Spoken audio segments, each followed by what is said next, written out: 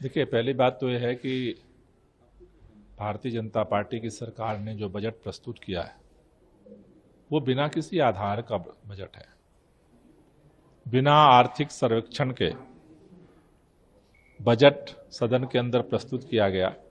वो इस बात को दिखाता है कि इस सरकार का बजट को लेकर के कोई गंभीर प्रयास नहीं हुआ और जिस तरह से बजट में ही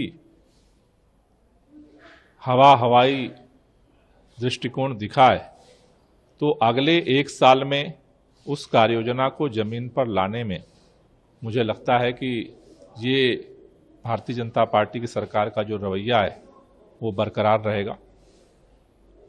जहां तक सदन के अंदर है, भारतीय जनता पार्टी के सदस्य जिस तरह से अनाप शनाप भाषा का, निराधार तथ्य विहीन भाषा का प्रयोग करते हैं, वो इस बात को दर्शाता है कि दिल्ली के लोगों ने किस तरह के लोगों को चुन करके गलती की है।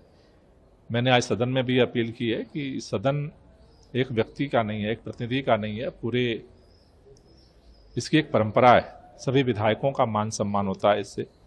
इसलिए सदन के अंदर सत्ता पक्ष विपक्ष अपनी बात रखे, लेकिन शब्दों की मर्यादा जो है वो बनी रहनी चाहिए। देखिए, पहली बात तो यह है कि भारतीय जनता पार्टी की सरकार ने जो बजट प्रस्तुत किया है वो बिना किसी आधार का बजट है।